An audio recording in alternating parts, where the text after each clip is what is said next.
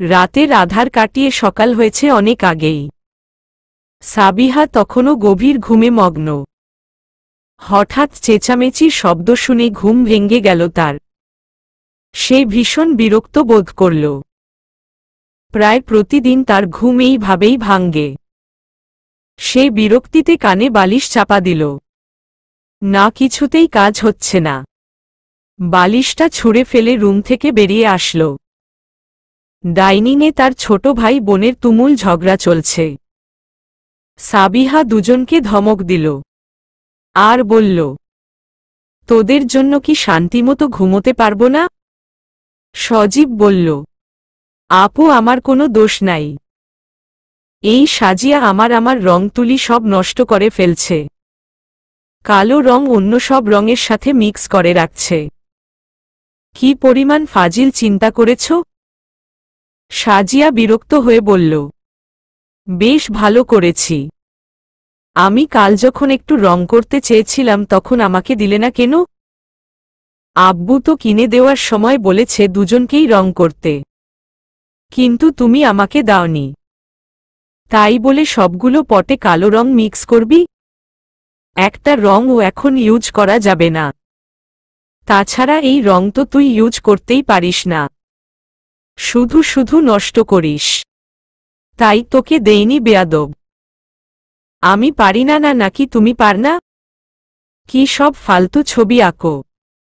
কাকের ঠেং বগার ঠেং। কি বললি, দাঁড়া, তোর খবর আছে। বলেই সে সাজিয়ার চুল ধরে টানতে লাগল। সাবিহার মা রুটির বেলুন হাতে নিয়ে এসে দুজনকে ধমকে বলল, রং নষ্ট করেছিস না? আর কিনে দিব না। আমার সামনে যদি আর রঙের নাম নিস তাহলে এই বেলুন দিয়ে পিটাব। তারা তবুও থামল না।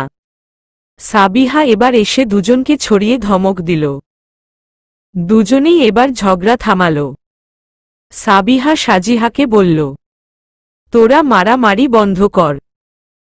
সাজি, এইভাবে রং নষ্ট করবি না। তোর জন্য আমি আলাদা রং কিনে দিব। সজীবেরটা নিবি না।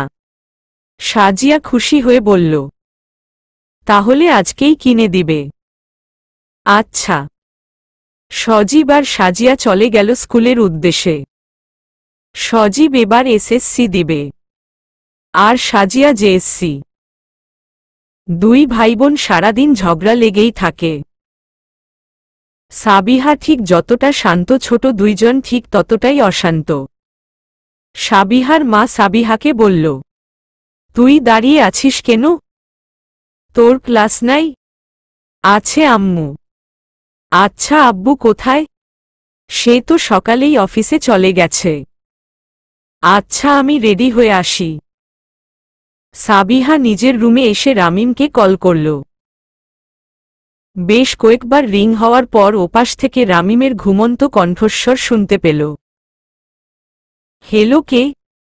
সাবিহা শুকনো ঢোক গিলল। কেমন মাতোয়ারা কণ্ঠ! প্রতিদিন এই কণ্ঠস্বর শুনতে পেলে মন্দ হয় না। সে মুচকি হেসে বলল, তোর রাজ্যের রানী।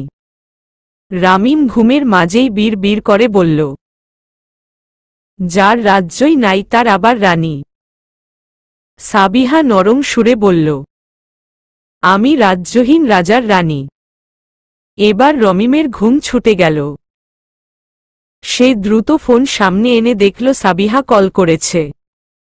সে গলা পরিষ্কার করে বলল, সকাল সকাল ঘুমের ডিস্টার্ব করছিস কেন?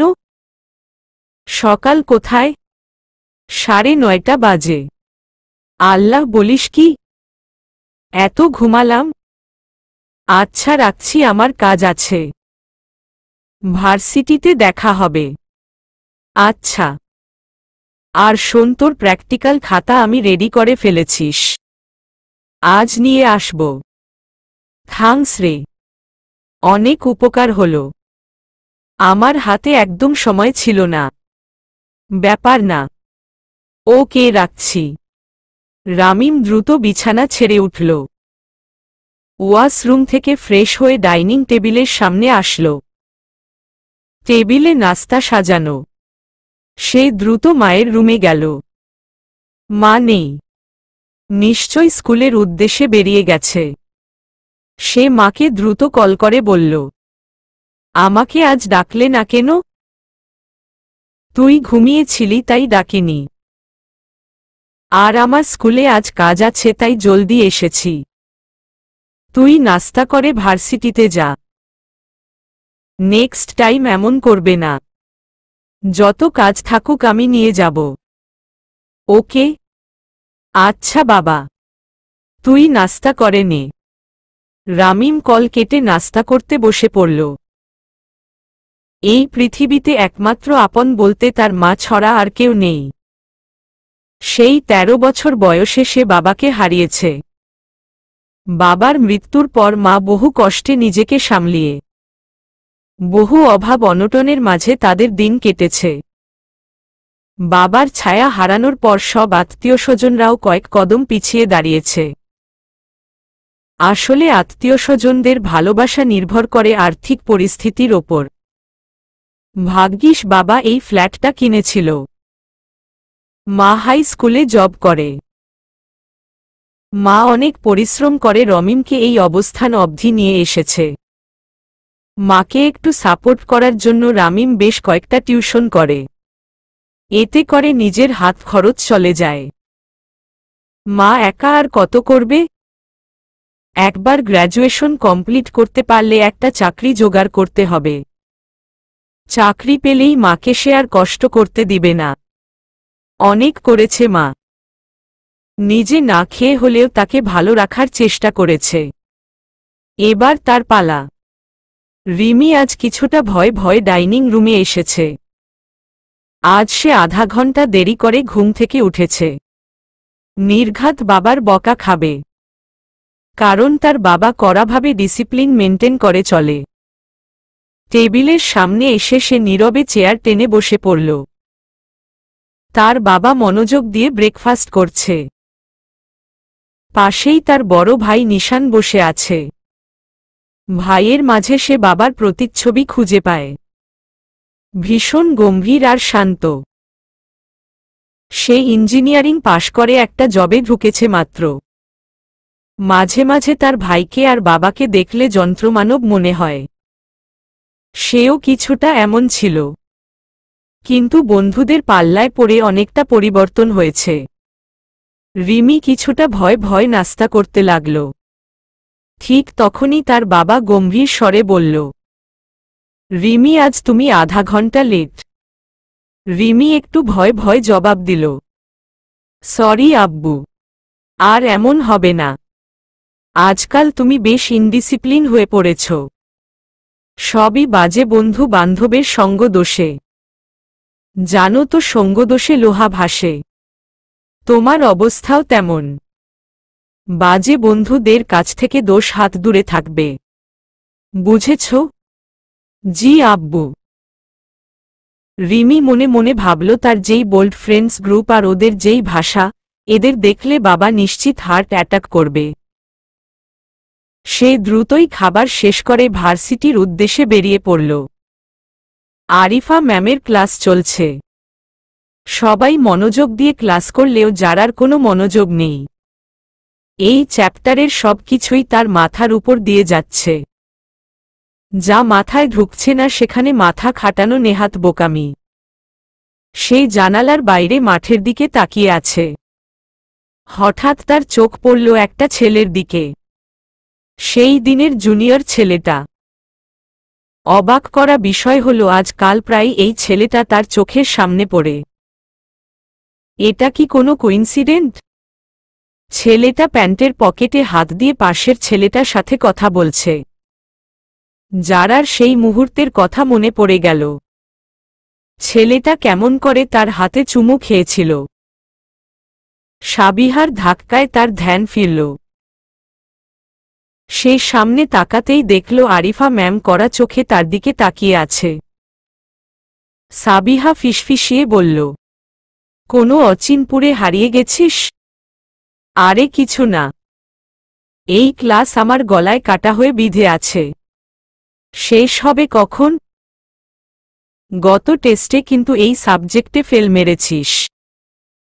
ফাইনালে ফেল মারলে খবর আছে। ইসস, আমি একা মেরেছি নাকি? ওই ফুয়াদ আর আরজুও মেরেছে। খালি আমাকে বলিস কেন? ওরা শুধু এইটাতে ফেল করেছে, কিন্তু তুই আরও 2 সাবজেক্ট ফেল করেছিস। আমার কি দোষ? কোশ্চেন এত কঠিন করছে কেন? আমার মতো মাসুম বাচ্চা সারা দিনরাত পরেও পাস করতে পারল না। ঠিক তখনই আরিফা ম্যাম যারাকে দাঁড় করালো। যারা জানে এই মহিলা এখন তাকে সারা ক্লাসের সামনে বকা শুনবে। ঠিক তাই হল। সাথে ক্লাস থেকে বের করেও দিল। যারাকে যেতে দেখে ফুয়াদ হুট করে হেসে দিল। যারা চোখ গরম করে তাকিয়ে ক্লাস থেকে বেরিয়ে গেল। যাক, ভালোই হল। এই বোরিং ক্লাস থেকে মুক্তি পেয়ে যারা বেশ খুশি। সে সোজা ক্যান্টিনে চলে গেল। ঠান্ডা কোল্ড ড্রিঙ্কস খেয়ে মাথা ঠান্ডা করতে হবে। যারা বসে বসে কোল্ড ড্রিঙ্কস খাচ্ছে আর আশেপাশে তাকাচ্ছে। হঠাৎ তার পাশের চেয়ারে কাউকে বসতে দেখে চমকে উঠল। সে দেখতে পেল সেই ছেলেটা। আশ্চর্য, একটু আগেই তো ছেলেটিকে মাঠে দেখেছে। এই জায়গায় আসলো কখন? ছেলেটা মুচকি হেসে বলল, কেমন আছেন আপনি যারা? যারা বেশ অবাক হল। তার চাইতে 3 বছর জুনিয়র ছেলে তার নাম ধরে ডাকছে। সে কপাল কুঁচকে বলল, এই ছেলে, তুমি তো ভারী বেয়াদব। সিনিয়রদের নাম ধরে ডাকছ। আপু বলো। জাহিদ ফিক করে হেসে বলল, এই ভার্সিটির সব মেয়েই আমার আপু, কিন্তু আপনি ছাড়া। লিসেন, সেদিন আমরা জাস্ট তোমার সাথে মজা করছিলাম। কোনোভাবে বিষয়টা সিরিয়াসলি নিয়ে নাওনি তো? আপনার বিষয়ে আমি অলওয়েজ সিরিয়াস। যারার এবার প্রচণ্ড রাগ হচ্ছে। এই ছেলে গভীর জলের মাছ। সে বিরক্তি নিয়ে বলল, তোমার সাহস আছে বলতে হয়। সিনিয়রদের সাথে কিভাবে কথা বলতে হয় জানো না? আজকালকার ছেলেদের মধ্যে কোনো ম্যানার্স নেই। ফালতু যত সব। বলেই যারা ক্যান্টিন থেকে বেরিয়ে আসলো। তার মেজাজটাই খারাপ করে দিয়েছে। অন্যদিকে জাহিদ যারার যাবার দিকে তাকিয়ে হাসতে লাগল। যারাকে বিরক্ত করে সে ভীষণ মজা পেয়েছে।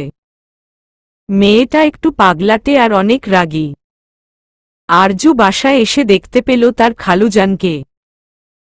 তিনি গভীর মনোযোগ দিয়ে টিভি দেখছে। আরজু তার পাশের সোফায় বসে বলল, কি খবর মিস্টার হ্যান্ডসাম? বাসায় কখন আসলে? জুবাইর আহমেদ মুচকি হেসে বলল, এই তো সুইটি, দুপুরের দিকে। তোর কি অবস্থা? আমি বিন্দাস আছি। ম্যাডামের সাথে দেখা হয়েছে? হয়েছে। রান্নাঘরে আছে। আসছি পর থেকে কোনো কথাই বলছে না। ভীষণ রেগে আছে। থাকবেই তো। 1 সপ্তাহ বলে 2 সপ্তাহ পর বাসায় এসেছ। আরে, অফিসে কাজ শেষ করতে না পারলে কি করে আসি? কিন্তু তোর খালামণিকে কে বুঝাবে? অথচ ঢাকায় থাকলে সে নিজেই কাজ নিয়ে ব্যস্ত থাকে। তখন অ্যাডভোকেট সাবা খানমের দেখাই পাওয়া যায় না। তোমাদের দুজনের সংসার করা দেখলে মাঝে মাঝে আমার ভীষণ রাগ হয়। সারাদিনই দুইজন নিজেদের কাজে ব্যস্ত। কি করব বল? কিন্তু হাজারো ব্যস্ততার মাঝে আমি তোর খালামণির খেয়াল ঠিকই রাখি। কারণ ওই রাগের রানীকে ভীষণ ভালোবাসি। আরজু খিল খিল করে হেসে উঠল। তার খালুজান আর খালামণির লাভ ম্যারেজ। খালামণি ঠিক যতটা রাগী, খালুজান ঠিক তেমনি মজার মানুষ। বাসায় থাকলে সারাক্ষণ খালামণিকে বিরক্ত করবে আর রাগিয়ে দিবে। আবার একটু পর বিভিন্নভাবে খালামণির রাগ ভাঙাবে। আরজুর হঠাৎ মনে পড়ে গেল তার মাও ঠিক এমন রাগী ছিল। আর তার বাবাও ঠিক এইভাবে মায়ের রাগ ভাঙাত। মুহূর্তেই আরজুর দুচোখ ভরে আসল। ভীষণ মিস করে সে বাবা মাকে। জুবায়ের আহমেদ আরজুর বিষণ্ণ মুখ দেখে মাথায় হাত বুলিয়ে বলল, বাবা মার কথা মনে পড়ছে? আরজু জুবায়ের আহমেদের কাঁধে মাথা রেখে বলল, আব্বু আম্মু এত জলদি আমাকে রেখে চলে গেল কেন? জুবায়ের আহমেদ আরজুর মাথায় হাত বুলিয়ে বলল, কে বলেছে তারা চলে গেছে? তারা তো সব সময় তোর পাশেই আছে। এই তুই মন খারাপ করছিস সেটা দেখে তাদেরও মন খারাপ হচ্ছে। আব্বু আমাকে ভীষণ ভালোবাসত। কেন আমি বাসি না? তুমিও বাসো, অবনীর চাইতেও বেশি বাসো। জুবায়ের আহমেদ মুচকি হাসলেন। আরজুকে তিনি নিজের মেয়ের চাইতেও বেশি ভালোবাসেন। আরজুর জন্মের পর তার মিষ্টি হাসি দেখে তিনি কেঁদে দিয়েছিলেন। এমন সুন্দর আর মিষ্টি বাচ্চা এর আগে তিনি দেখেননি।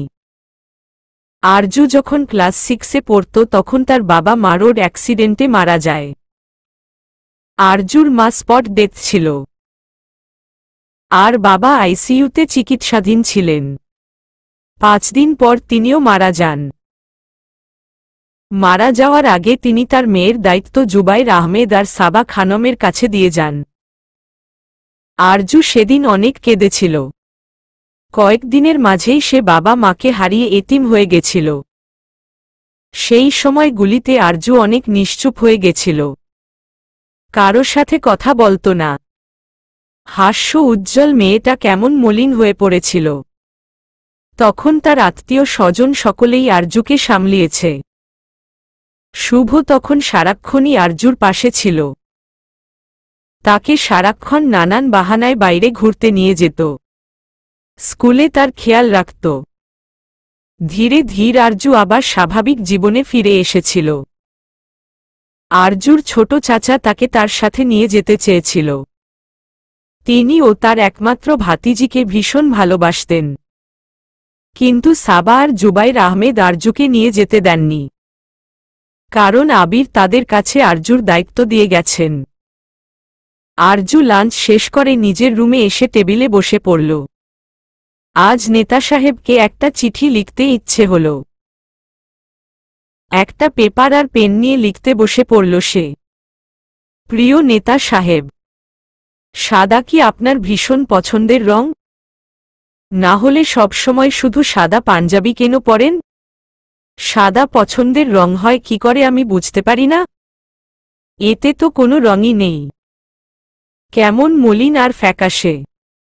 আপনার কমলা রঙের পাঞ্জাবি ট্রাই করা উচিত।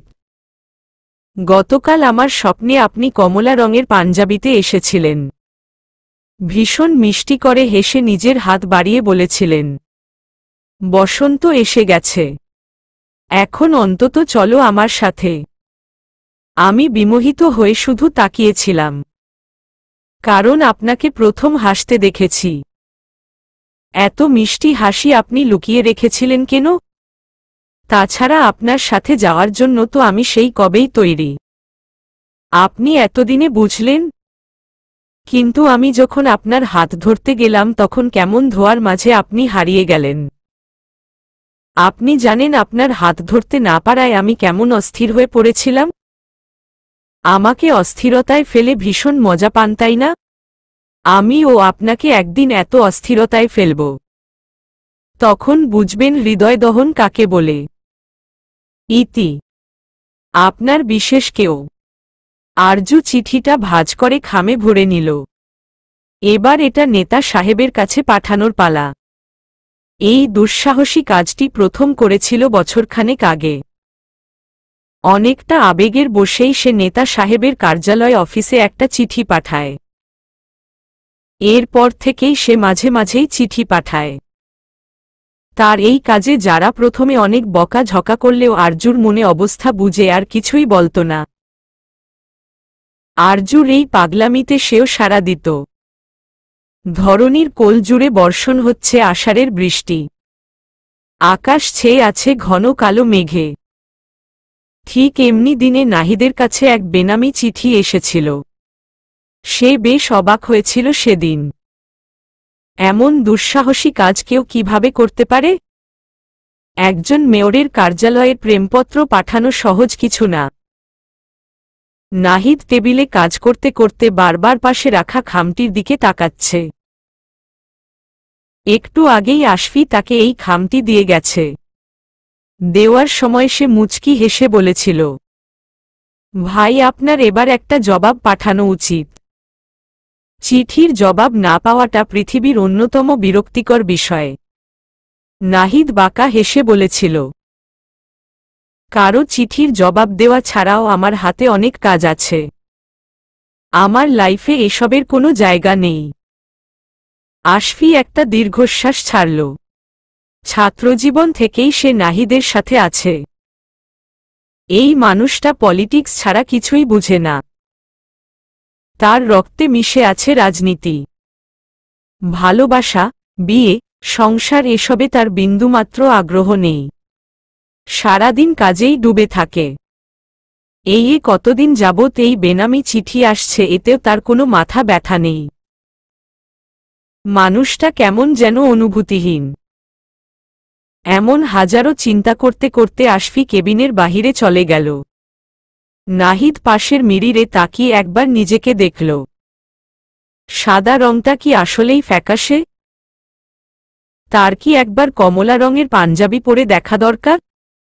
পরমুহূর্তেই সে মিরর থেকে চোখ ফিরিয়ে নিল। ছি, কি ভাবছে সে? তাই বলে কমলা? ডিসকাস্টিং একটা কালার। এই রং পরে আর যাই হোক জনসাধারণের সামনে দাঁড়ানো অসম্ভব। এটা তার ব্যক্তিত্বের সাথে মোটেও যায় না। তাছাড়া কমলা তার ভীষণ অপছন্দের। চিঠি প্রেরকের কালার সেন্স খুবই বাজে। নাহিদ মাথায় হাত বুলিয়ে আবার কাজে মনোযোগ দিল। এসব নিয়ে ভাবার সময় তার কাছে নেই। আজ ছুটির দিন হওয়ায় শুভ বেশ সকাল অবধি ঘুমাচ্ছে। তাছাড়া এমন বৃষ্টির দিনের স্নিগ্ধ আবহাওয়ায় ঘুমটাও বেশ ভালো হয়। কিন্তু এই শান্তির ঘুম ভাঙতেই চলে এলো তার একমাত্র ছোট বোন শোভা। সে এসেই শুভকে ডাকতে শুরু করল, ভাইয়া উঠো। আর কত ঘুমাবি? প্লিজ ঘুমাতে দে। সকাল সকাল ঘুমের ডিস্টার্ব করিস না। আরে উঠো না। আম্মু তোর ফেভারিট সবজি দিয়ে খিচুড়ি রান্না করেছে। শুভ ঘুম ঘুম চোখে বলল, সাথে গরুর মাংস করেছে? হেই করেছে। এবার জলদি উঠে আসো। আব্বু কিন্তু তোর জন্য বসে আছে। যা, আমি 10 মিনিটের মধ্যে আসতেছি।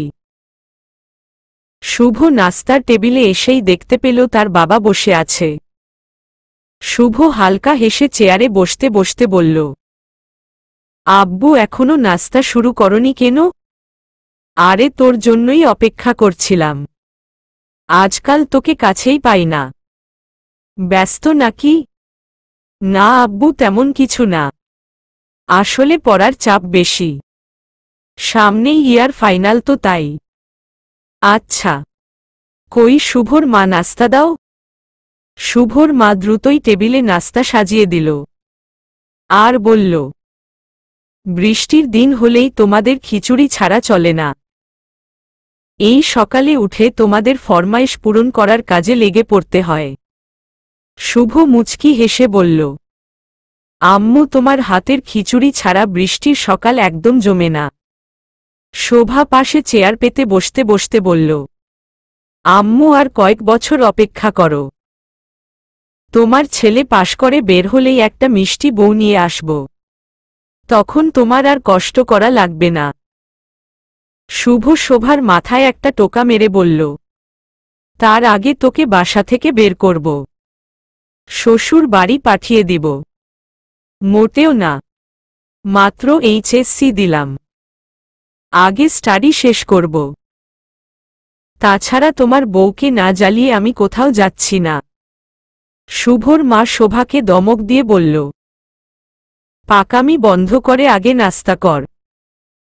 সময় হলে আমি নিজেই নিয়ে আসব আমার ছেলের বউ। শুভ একটু লজ্জা পেল। আর ভাবল আচ্ছা আরজু কি খিচুড়ি রান্না করতে পারে। মনে তো হয় না, জীবনে রান্না ঘরে গেছে কিনা সন্দেহ।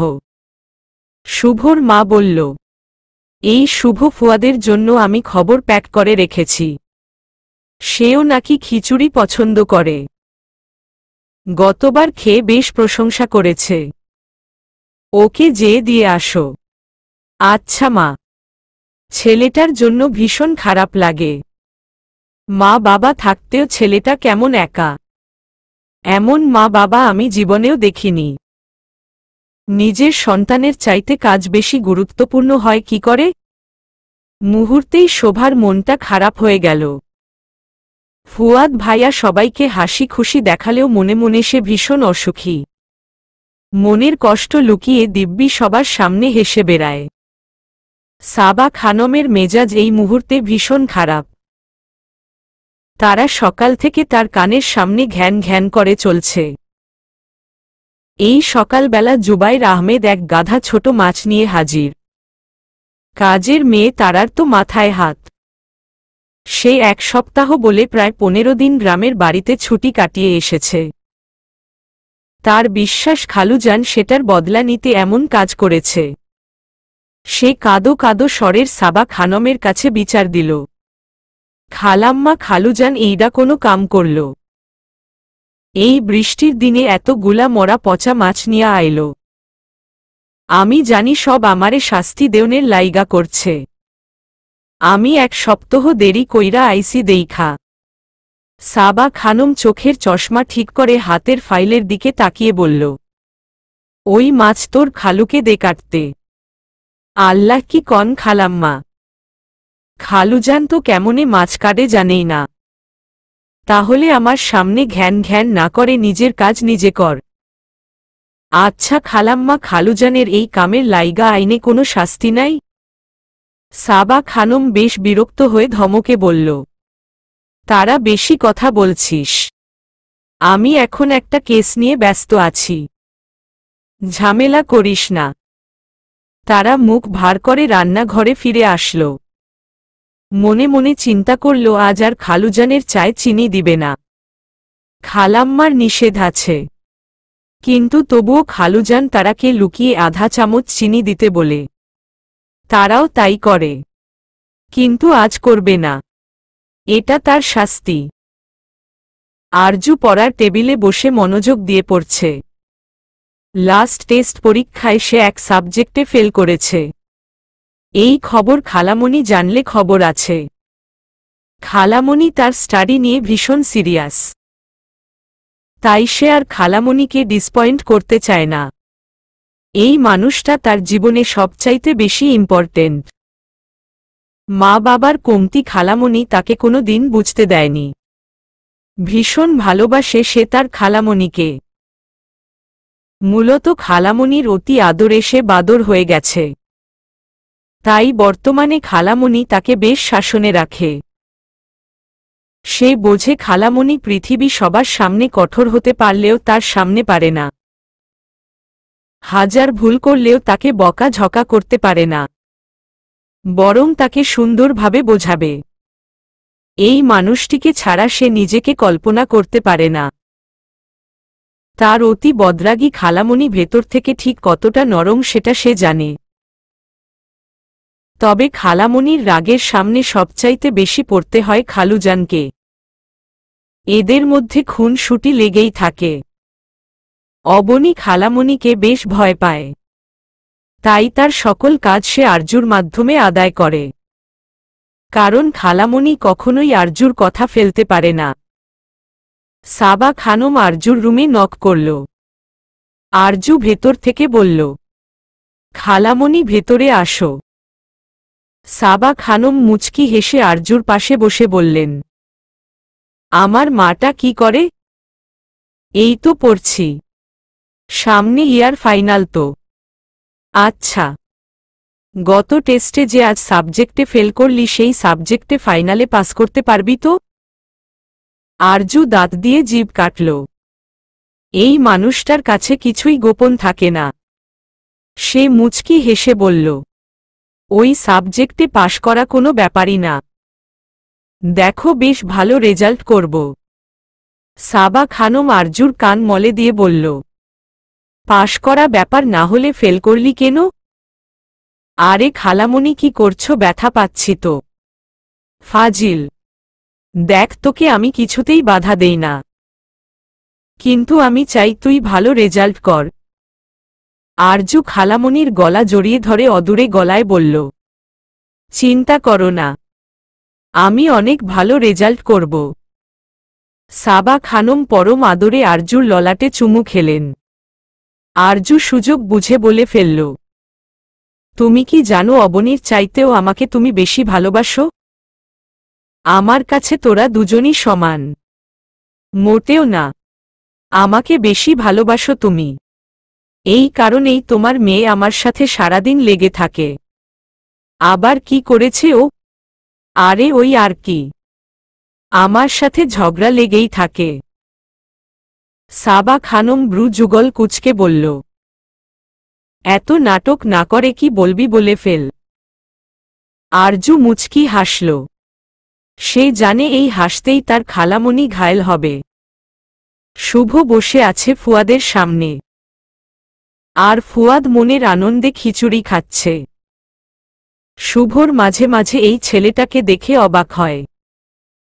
সবাইকে মাতিয়ে রাখা ছেলেটা দিন শেষে একা, ভীষণ একা। আসলেই অর্থ সম্পদ মানুষকে সুখী করতে পারে না। দিন শেষে পরিবারে মধ্যকার ভালোবাসাই প্রকৃত সুখ এনে দেয়।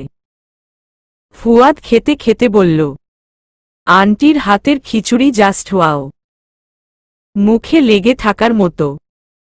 শুভ হাসল আর বলল, আম্মু তো তোকে বাসায় যেতে বলে তুই যাস না। আরে বেটা, পরীক্ষার চাপে পড়ে পিষে যাচ্ছি, তার উপর আমার গার্লফ্রেন্ডদেরকে সময় দিতে হয়, তাই একদম সময় পাই না। শুভ এবার কিছুটা বিরক্ত হয়ে বলল, এইভাবে টাইম পাস না করে সিরিয়াস রিলেশনে যেতে পারিস না? এমন করে চলে কি মজা পাস? কোনো একজনকে ভালোবেসে দেখ, দেখবি ভালোবাসার মতো প্রশান্তি আর কিছুতে নেই। ফুয়াদ বাঁকা হেসে বলল, ভালোবাসা? এটা আমার দ্বারা হবে না। আমার বাবা মাও ভালোবেসে বিয়ে করেছে, বর্তমানে দুজন দুজনকে সহ্যই করতে পারে না। এদের দেখে ভালোবাসার উপর থেকে বিশ্বাস উঠে গেছে। সবার ক্ষেত্রে তো একরকম হয় না। আরজুর খালামণি আর খালুকে দেখেছিস না? তাদের দেখলেই মনে হয় মেড ফর ইচ আদার। ভালোবাসা খুনসুটি সবটাই কিন্তু একটা সম্পর্কের মধ্যে থাকে। তোর বাবা মায়ের সাথে যেটা হয়েছে ঠিক তেমনটা তোর সাথেও হবে, এমনটা ভাবা বোকামি। ফুয়াদ আর চোখে শুভকে দেখে বলল, আমাকে এত লেকচার দিচ্ছিস, অথচ আজ পর্যন্ত আরজুকে নিজের মনের কথা বলতে পারিসনি। সেই স্কুল লাইফ থেকে ভালোবাসিস ওকে। শুভ একটা দীর্ঘশ্বাস ফেলে বলল, কি করব বল, ভীষণ ভয় হয়। আরজুর মনে কি আছে সেটা বুঝতে পারি না, বন্ধুত্ব হারানোর ভয় বলতে পারি না। ওই বেকুবটা কিছু বুঝে বলে মনে হয় না। সারাদিন তো যারাকে নিয়ে বাদুরামি করে বেড়ায়, একে না বলা অবধি বুঝবে না। প্রপোজ করে ফেল, থাক না, যেমন চলছে তেমনই থাকুক। ওকে প্রপোজ করলে আমি আর আগের মতো ওর সাথে মিশতে পারব না, কেমন একটা অস্বস্তি কাজ করবে। আই থিঙ্ক আরজুর ক্ষেত্রেও তাই হবে। ফুয়াদ মুচকি হেসে বলল, তোদের কাহিনী আমি বুঝি না। এক, তুই কিছু বলতে পারিস না, অন্যদিকে আমাদের সাবিহা ও রামিম কিছু বলতে পারে না। সব ভিতুর দল নিয়ে ঘুরি। সাবিহার চোখে রামিমের প্রতি ভালোবাসাটা আমরা সবাই দেখতে পাই। আমার মনে হয় রামিম ও বোঝে। তাহলে ওই বেটা রেসপন্স করে না কেন? আমি নিজেও জানি না কেন ও এমন করে। ওর সাথে এই বিষয়ে সরাসরি কখনো কথা হয়নি। দেখলি আই ভালোবাসা কত ভেজাল জিনিস। ঠিক তখনই ফুয়াদের ফোন বেজে উঠল। সে কল রিসিভ করে বলল, হ্যালো বেবি, তোমার কি এতক্ষণ মিস করছিলাম, আর সাথে সাথেই তুমি আমাকে কল করলে। আমাদের মনের কানেকশন দেখেছ? অপর পাশ থেকে কি জবাব আসলো সেটা শুভ শুনতে পেল না। জানার ইচ্ছে নেই। এই ছেলে জীবনেও শুধরাবে না। তবে শুভর চাই ফুয়াদের লাইফ এমন কেউ আসুক যে ওর সকল একাকিত্ব দূর করে দিক। এই ছেলেটাও কাউকে পাগলের মতো ভালোবাসুক। অবনী সকাল থেকেই আরজুর পেছনে পেছনে ঘুরছে। আরজু বিষয়টা খেয়াল করেছে। সে জানে এই বাদর কেন এমন করছে। তাই ইচ্ছা করেই সে অবনীকে আজ পাত্তা দিচ্ছে না। অবশেষে অবনী সকল লুকোচুরি রেখে আরজুর রুমে এসে মাথা চুলকে বলল, আপু আমার কাজটা করেছ? আরজু না বোঝার ভান করে বলল, কি কাজ? অবনী বেশ বিরক্ত হল। আরজু সব ইচ্ছে করে করছে। সে নরম সুরে বলল, আপু আমার পিকনিকে যাওয়ার বিষয়ে আম্মুকে বলেছ? আরজু দীর্ঘশ্বাস ফেলে বলল, হে বলেছিলাম। কি বলেছে আম্মু? মানা করে দিয়েছে। 3 দিনের জন্য তোকে খালামণি কিছুতেই ছাড়বে না। মুহূর্তেই অবনীর মুখ মলিন হয়ে গেল।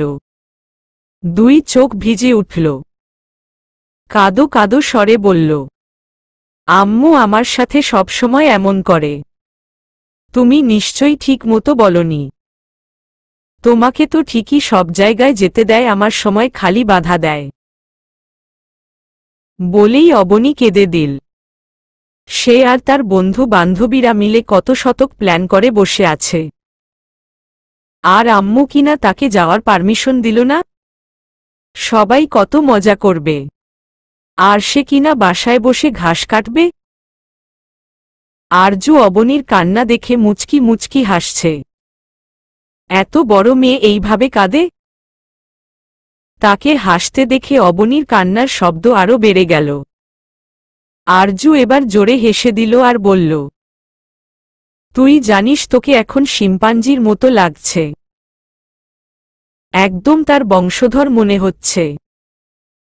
অবনী রাগী চোখে তাকিয়ে চোখের জল ফেলতে লাগল। আরজু হেসে বলল, আরে হুতুম প্যাঁচা, কান্না বন্ধ কর। খালামণি তোকে যাওয়ার পারমিশন দিয়ে দিয়েছে। অবনী মুহূর্তেই আরজুর উপর ঝাঁপিয়ে পড়ল।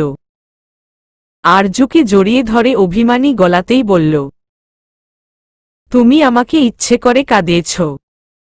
দেখো তোমার নেতা সাহেবও তোমাকে এমনভাবে কাঁদাবে। অভিশাপ দিচ্ছিস?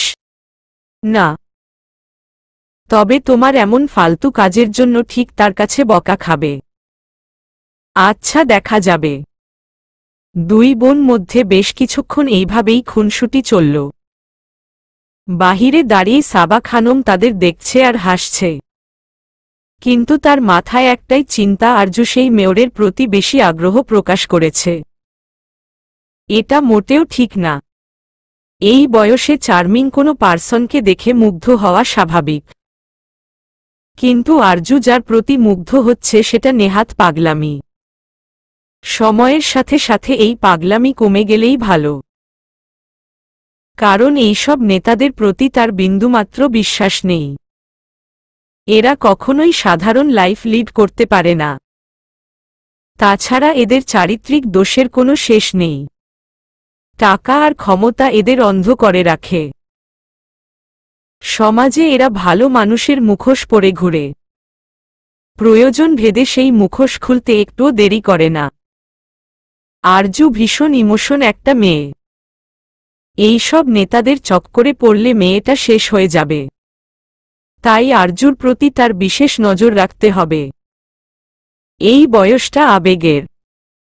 সাবা খানম চায় না আরজু আবেগের বশে কোনো ভুল সিদ্ধান্ত নিক। এই মেয়েটা তার প্রাণ। এর চোখের এক ফোঁটা জল ও সে সহ্য করতে পারবে না। আজ খুব সকাল সকাল অবনী ঘুম থেকে উঠেছে। ভীষণ এক্সাইটমেন্টের কারণে রাতে ঠিকমতো ঘুমোতে পারেনি। আজ তাদের কলেজ ট্যুর। সিলেটে এর আগে তার যাওয়া হয়নি। ফ্রেন্ডদের সাথে বেশ মজা হবে। সে দ্রুত তৈরি হয়ে আরজুর রুমে চলে গেল। আরজু তখন সারা বিছানায় হাত পা ছড়িয়ে ঘুমাচ্ছে। অবনী মুচকি হাসল। আপুকে এই এলোমেলো অবস্থায় ও অদ্ভুত সুন্দর লাগছে। কবি বলেছেন, যে নারী ঘুমন্ত অবস্থায় সুন্দর সেই প্রকৃত সুন্দরী। আপুকে দেখেই এই লাইনটি বলেছিলেন। তার এই সুন্দরী বোনটা একটু পাগলাটে বটে। নেতার পেছনে ছুটছে। ওই নেতা মনে হয় আপুকে ভালোভাবে পর্যবেক্ষণ করেনি। না হলে আপুর মতো সুন্দরী মেয়েকে ইগনোর করতে পারত না। আচ্ছা, আপুর কাছে এই নেতাকে ঠিক এই কারণেই ভালো লাগেনি তো? কারণ আপু সবসময় সবার কাছ থেকে অ্যাটেনশন পেয়েছে। অবহেলা জিনিসটা তাকে কখনো ছুঁতে পারেনি। কিন্তু এই মানুষটি কখনোই তার প্রতি ন্যূনতম আগ্রহ দেখায়নি। এই কারণেই কি আপু সেই মানুষটির বেশি আকর্ষণ বোধ করে? কি জানি। তার এই ছোট্ট মাথায় এইসব কিছুতেই ঢুকবে না। অবনী বিছানায় বসে আরজুকে ডাকতে লাগল। এই সকালে গভীর ঘুম ভাঙতেই আরজুর মেজাজ খারাপ হল। সে ধমকে বলল, এই সকাল সকাল আমার ঘুমটা না ভাঙলে কি হতো না? সমস্যা কি তোর? আপু আজ দুপুরে আমার বাস, তাই ভাবলাম তোকে একটু জ্বালিয়ে যাই। 3 দিন জ্বালাতে পারবো না। এইটা ভাবতেই আমার পেট মুচড়ে উঠছে। পেট মুচড়ালে বাথরুমে যা, আমাকে বিরক্ত করিস না। আর শোন, সাথে কয়েক প্যাকেট স্যালাইন নিয়ে যাস, না হলে সিট নষ্ট করে ফেলবি। অবনীর বেশ রাগ হল।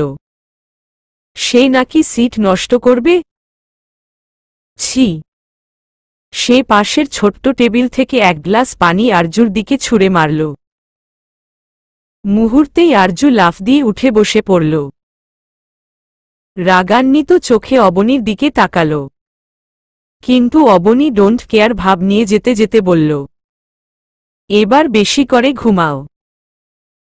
আরজু প্রচণ্ড রেগে চিৎকার করে বলল, মীর জাফরের বংশধর, অকৃতজ্ঞ। এই আমার জন্যই না আজ ডেং ডেং করে কলেজ ট্যুরে যেতে পারছিস। না হলে খালামণির পায়ে পড়ে থাকলেও তোকে যেতে দিত না। অবনী রুমে উকি দিয়ে বলল, আপু তোর পছন্দ এত বাজে? কমলা কোনো কালার হলো? ওই কমলা রঙে তোর নেতা সাহেবকে জোকারের মতো লাগবে। জোকার নাহিদ। হি হি হি। আরজু রাগে একটা বালিশ ছুঁড়ে মারল অবনীর দিকে। অবনী দ্রুতই সেখান থেকে কেটে পড়ল। যথেষ্ট রাগিয়ে দিয়েছে আরজুকে। এবার 3 দিন তার বেশ ভালো কাটবে। অন্যদিকে আরজু ভাবছে সেদিন রাতে চিঠিটা লিখে টেবিলে ভুল করে রেখে গেছিল, আর এই সুযোগে বাদরটা চিঠিটা পড়ে ফেলেছে। আরজু গালে হাত দিয়ে ভাবল, নেতা সাহেবকে কমলা রঙে মোটেও জোকার লাগবে না। কারণ স্বপ্নে সে দেখেছে কমলা রঙে মানুষটিকে চোখ ধাঁধানো সুন্দর লাগছিল। ইসস, বাস্তবে যদি দেখার সুযোগ হতো। দুপুরে অবনীকে বাস অবধি ছাড়তে এসেছে জুবাইর আহমেদ। মেয়ের মাথায় হাত বুলিয়ে বললেন, সাবধানে যাবি, আর কল করলে অবশ্যই রিসিভ করবি, আর একা একা কোথাও যাবি না। ওকে আব্বু। চিন্তা করো না। আল্লাহ হাফেজ। অবনী বাসে উঠে বসে পড়ল। সব বন্ধু বান্ধবরা মিলে হই হুল্লোড় করে যাত্রা শুরু করল। ভার্সিটিতে আসতেই রিমির দেখা হলো শুভর সাথে। শুভ তার বাইকে বসে ফোনে কথা বলছে। রিমি মুচকি হাসল। রিমিকে দেখেই শুভ কথা বলতে বলতে তার সামনে এসে দাঁড়াল।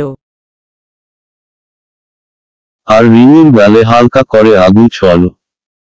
মুহূর্তেই রিমির সর্বাঙ্গ কেঁপে উঠল। এই সামান্য স্পর্শ তার ভেতরে কেমন তোলপাড় শুরু করেছে। রিমি চোখ বড় বড় করে শুভর দিকে তাকাল। শুভ কল কেটে বলল, গালে কি লেগে আছে, উঠে না কেন? রিমি চোখ কুঁচকে বলল, কই কি লেগে আছে? লাল কি যেন? মেকআপ লাগাসনি তো? আরে না, সকাল থেকেই অ্যালার্জির কারণে মুখ লাল হয়ে আছে। গতকাল মাশরুম স্যুপ খেয়ে এখন এই অবস্থা। যেটা স্যুট করে না সেটা খাস কেন? নিজের খেয়াল রাখা কবে শিখবি? রিমি নরম সুরে বলল, তুই আছিস না খেয়ে রাখার জন্য? আরে আমি কি সব সময় থাকব নাকি? রিমি মনে মনে বলল, আমি তো সেটাই চাই, সারা জীবন আমার সাথে থাক, আমার খেয়াল রাখো। কিছু বললি? না কিছু না। ক্লাসে চল। রামিম মাত্রই টিউশন থেকে বেরিয়েছে। আজ বেতন পেয়েছে। চিন্তা করেছে মায়ের জন্য কিছু কিনবে। কাল মায়ের জন্মদিন, কিন্তু কি কিনবে সেটা বুঝতে পারছে না। সে সাবিহাকে কল করে বলল, ফ্রি আছিস? আছি। কেন? একটু হেল্প লাগবে। মাকে কি গিফট দিব ডিসাইড করতে পারছি না। সব মেয়েরাই শাড়ি পছন্দ করে। সেটা দিতে পারিস। রামিম একটু চিন্তা করে বলল, দিলি তো ঝামেলায় ফেলে। এই শাড়ি টাড়ি আমি ভালো চিনি না। আমি তোর বাসায় সামনে আসছি, তুই রেডি হ। সাবিহা বেশ খুশি হল। সে দ্রুতই তৈরি হতে চলে গেল। রামিম আসলে দুজনেই বেরিয়ে পড়ল শপিংয়ের উদ্দেশ্যে। দোকানে বেশ কয়েকটা শাড়ি দেখল সাবিহা। কোনোটাই তার মন মতো হচ্ছে না। আসলে সাবিহা বাজেটের মধ্যে ভালো কিছু খুঁজছে। সে জানে রামিমের বাজেট অনেক কম। অন্যদিকে রামিম হা করে সাবিহার দিকে তাকিয়ে আছে। এত শাড়ি বের করে একটাও পছন্দ করতে পারছে না। মেয়ে মানুষ আসলে কি চায় এরা নিজেরাও জানে না। দোকানি না জানি কখন এদের বের করে দেয়। অনেক দেখে সাবিহা একটা শাড়ি পছন্দ করল। রামিম দীর্ঘশ্বাস ফেলল। শেষমেশ কিছু পছন্দ হল। দোকান থেকে বেরিয়ে আসে তারা। পাশের অন্য দোকানের দিকে হঠাৎ রামিমের চোখ পড়ে। ভীষণ সুন্দর নীল রঙের শাড়ি। সে পাশে দাঁড়ানো সাবিহার দিকে তাকাল। শাড়িটা সাবিহাকে বেশ মানাবে। সে সাবিহাকে সামনে এগুতে বলে সে দোকানে ঢুকল। আর কিছু না ভেবে শাড়িটা নিয়ে নিল। ঝোঁকের বসে নিয়ে তো নিয়েছে, কিন্তু শাড়িটা দিবে কি করে? আচ্ছা, সাবিহাকে শাড়িটা দিলে সে কি পরবে? এত কম দামি শাড়ি কি আদৌ সাবিহা পছন্দ করবে? সাবিহাকে বাসায় পৌঁছে দিয়ে আসার সময় সেই শাড়ির ব্যাগটা সাবিহাকে ধরিয়ে দিল।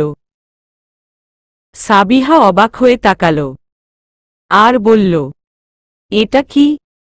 এমনি একটা গিফট, ভালো লাগলে পরিস।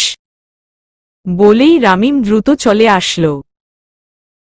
সাবিহা হা করে রামিমের যাওয়ার দিকে তাকিয়ে রইল। রামিম কিছু দূর এসে বুক ফুলিয়ে নিঃশ্বাস নিল। কেমন দম বন্ধ লাগছিল। এই মেয়েটা তাকে কেমন যেন দুর্বল করে দেয়। ঠিক এই কারণেই সে সাবিহার সাথে একা তেমন একটা বের হয় না। আরজু আর যারা ভার্সিটির মাঠে বসে আছে। বাকি সবাই চলে গেছে। যারাকে আশেপাশে তাকাতে দেখে আরজু বলল, কাউকে খুঁজছিস? যারা কিছুটা চমকে বলল, কই না তো। না মনে হলো তাই বললাম। কি হয়েছে বলবি? আমার মনে হয় কেউ আমাকে ফলো করে। আরজু ব্রু জোড়া কুঁচকে বলল, মানে? মানে আমার মনে হয় ভার্সিটিতে আসতে যেতে কেউ আমাকে ফলো করে। বলিস কি? তোর কোনো আশিক না তো? বলেই আরজু মুচকি হাসল। যারা বিরক্ত হয়ে বলল, মজা নিচ্ছিস? আমি টেনশনে শেষ আর তুই হাসছিস? আরজু হেসে বলল, আমার মনে হয় তোর কোনো সিক্রেট লাভারের কাজ হতে পারে। যারা বুঝতে পারল আরজু বিষয়টা ফান হিসেবেই নিচ্ছে, সে আর কিছুই বলল না। আরজু সামনের দিকে তাকিয়ে দেখল 10-11 বছরের একটা ছেলে তাদের দিকে এগিয়ে আসছে। আরজু ব্রু কুঁচকে তাকাল। এই ছেলেকে সে বেশ ভালো করে চেনে। ছেলেটার নাম রতন। সে সামনের একটা চায়ের দোকানে কাজ করে। এই ছেলে একটা বিবিসি নিউজ, তার কাছে সকল খবর থাকে। আর সাথে সে বেশ চতুর। এক জায়গায় কথা সে অন্য জায়গায় পৌঁছাতে উস্তাদ। কতবার এই ছেলে মানুষদের মধ্যে দ্বন্দ্ব বাজিয়েছে তার হিসেব নেই। তবে অদ্ভুতভাবেই এই ছেলেটা আরজুকে ভীষণ পছন্দ করে। কারণটা আরজুর নিজেরও জানা নেই। এই ছেলেটাকে আরজুরও বেশ লাগে। এই বয়সে এত চতুর ছেলে সে একটিও দেখেনি। ঠিক এই কারণেই সে এই ছেলেটিকে বিশেষ কাজে নিয়োজিত করেছে। ছেলেটা দৌড়ে আরজুর সামনে এসে দাঁড়াল। ভীষণ হাঁপাচ্ছে। আরজু ব্যাগ থেকে পানির বোতল বের করে দিল। ছেলেটাও এক নিমিষেই ঢকঢক করে সেই পানি শেষ করল। আরজু বলল, কিরে এইভাবে দৌড়াচ্ছিস কেন? ছেলেটা বেশ উৎসাহ নিয়ে বলল, আপা, ভাইজান আসছে। আরজুর বুকটা কেঁপে উঠল। কতদিন পর আসলো মানুষটি। এই খবরটি শোনার জন্য সে অধীর আগ্রহে বসে থাকে। আরজু আজ কতদিন পর নেতা সাহেবকে দেখবে। এই ভার্সিটিতে পড়া কালীন নাহিদ আর তার বন্ধুরা পাশের একটা জায়গাতে ক্লাবঘর নির্মাণ করেছিল। তাদের সকল আড্ডা, খেলা, মিটিং এই জায়গাতেই সম্পন্ন হতো। ভার্সিটি শেষ করে যাওয়ার আগে তার জুনিয়রদের দায়িত্বে এই ক্লাবঘর দিয়ে যায়। এখানে সে বিভিন্ন ইনডোর গেমের ব্যবস্থা আছে। ছেলেপেলেরা এই জায়গায় বসে আড্ডা দেয়। মাঝে মাঝে নাহিদ আসে। পুরনো বন্ধুদের নিয়ে ছোটখাটো আসর বসায়। এই সময় যে কেউ তাদের অভিযোগ নিয়ে আসতে পারে। নাহিদ সরাসরি জনসাধারণের সাথে কানেক্ট করার চেষ্টা করে। আরজু ভাবছে সে কিভাবে নাহিদের সাথে কথা বলবে। যতবারই নাহিদ আসে সে দূর থেকে শুধু এক পলক দেখতে পারে। কথা বলার কোনো বিষয় বা অভিযোগ তার কাছে থাকে না। আর কারণ ছাড়া ছেলেগুলো তাকে ভেতরে ঢুকতেই দিবে না। আরজুর হঠাৎ যারার দিকে তাকিয়ে মুচকি হাসল। যারা আরজুর হাসি দেখে চিন্তায় পড়ে গেল। আরজুকে সে রগে রগে চেনে। এর মাথায় নিশ্চয়ই কোনো শয়তানি বুদ্ধি খেলা করছে। সে কিছুটা বিরক্ত হয়ে বলল, খবরদার এসবে আমাকে মোটেও জোরাবি না। আরজু হো হো করে হেসে দিল। আজ সে তার নেতা সাহেবের সাথে কথা বলবেই। আরজু আর যারা দাঁড়িয়ে আছে নাহিদের সামনে। নাহিদ একটা চেয়ারে পায়ের উপর পা তুলে বসে চা খাচ্ছে। এখানকার চা তার ভীষণ পছন্দ। ছাত্রজীবনে পাশের টং দোকানের চা তার দিনে বেশ কবার খাওয়া লাগত। আজ মনে হচ্ছে চাটা একটু বেশিই ভালো হয়েছে। এই নিয়ে 3 কাপ চা খাওয়া হয়ে গেছে। চায় চুমুক দিয়ে সামনে দাঁড়ানো আরজু আর যারার উদ্দেশ্যে ভারী গলায় বলল, কি সমস্যা? নাহিদের সামনে আসার পর থেকেই আরজুর সারা শরীর অসাড় হয়ে আছে। এই মানুষটির সামনে আসলেই সে দুর্বল হয়ে পড়ে। এতক্ষণ ধরে সাজিয়ে গুছিয়ে রাখা কথা সেই কখনোই খেয়ে বসে আছে। মুখ দিয়ে কোনো কথা বের হচ্ছে না। আরজু একবার আশেপাশে তাকাল। রুমে উপস্থিত ছেলেগুলো তাদের দিকে উৎসুক দৃষ্টিতে তাকিয়ে আছে। যারা আরজুর পিঠে হালকা ধাক্কা দিল। এই মেয়ে মোমের মতো দাঁড়িয়ে আছে কেন? আরজু এবার একটা দীর্ঘ নিঃশ্বাস নিয়ে বলল, আসলে আমার ফ্রেন্ড যারাকে কয়দিন যাবৎ কেউ ফলো করছে। মেয়েটা ভীষণ ভয় আছে। না জানি কোনো দিন কিডন্যাপ করে মার্ডার করে ফেলে। বেচারি কয়দিন যাবৎ নাওয়া খাওয়া ভুলে কেঁদে যাচ্ছে। আমার মনে হলো আপনি ওকে হেল্প করতে পারেন। যারা অবাক হয়ে আরজুর দিকে তাকালো। এই মেয়ে কত বড় চালবাজ! নিজের স্বার্থ উদ্ধারে তাকে গুটির মতো ব্যবহার করছে। সে কবে খাওয়া ভুলে কান্না করেছে? মিথ্যাবাদী একটা! এখান থেকে বের হতে পারলে আরজুর খবর আছে। নাহিদ কপাল কুঁচকে জারার দিকে তাকিয়ে বলল, কে ফলো করে? চেনেন কে সে? না স্যার, আমি ঠিক বলতে পারবো না। জাস্ট মনে হয়েছে কেউ ফলো করে। চিন্তা করবেন না, বিষয়টা আমি দেখছি। আরজু ড্যাব ড্যাব করে নাহিদকে দেখে যাচ্ছে। কথা বলার সময় বের কয়েকবার নাহিদ পাঞ্জাবির কলার ঠিক করছে। মনে হয় মানুষটি তপ্ত অনুভব করছে। আরজুর সারা শরীর ঠান্ডা হয়ে আসছে। এই মানুষটির প্রতিটি কাজ তাকে ঘায়েল করে। এমন করে তাকে বেসামাল করার কোনো মানে হয়? নাহিদ এক পলক আরজুর দিকে তাকিয়ে জারার উদ্দেশ্যে বলল, আপনার ফ্রেন্ডকে ও সাবধান করে দিবেন রাত বিরাতে বাইরে বাইরে না ঘুরতে। এমন কিছু তার সাথেও ঘটতে পারে। সাবধান থাকা ভালো। যারা মুচকি হেসে আরজুর দিকে আর চোখে তাকাল। আরজু মাথা নিচু করে ঠোঁট কামড়ে দাঁড়িয়ে আছে। বেশ লজ্জা পেয়েছে বোঝা যাচ্ছে।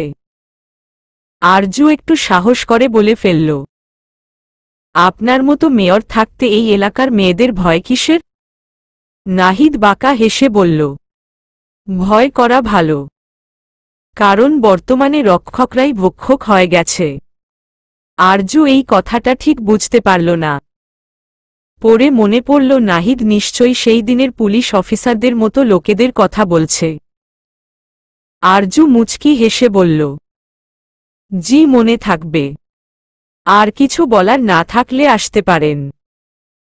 আরজু অসহায়ভাবে নাহিদের দিকে তাকাল। নাহিদ মনের সুখে চায় চুমুক দিচ্ছে। আরজুর মন খারাপ হল। সে আরও কিছু সময় মানুষটির পাশে থাকতে চেয়েছিল, কিন্তু লোকটা তাকে বিন্দু মাত্র পাত্তা দিল না। যারা দ্রুত আরজুর হাত ধরে সেখান থেকে বেরিয়ে আসল। এই পাগল যে কোনো উল্টা পাল্টা কথা বলতে পারে, এর বিশ্বাস নেই। চলবে।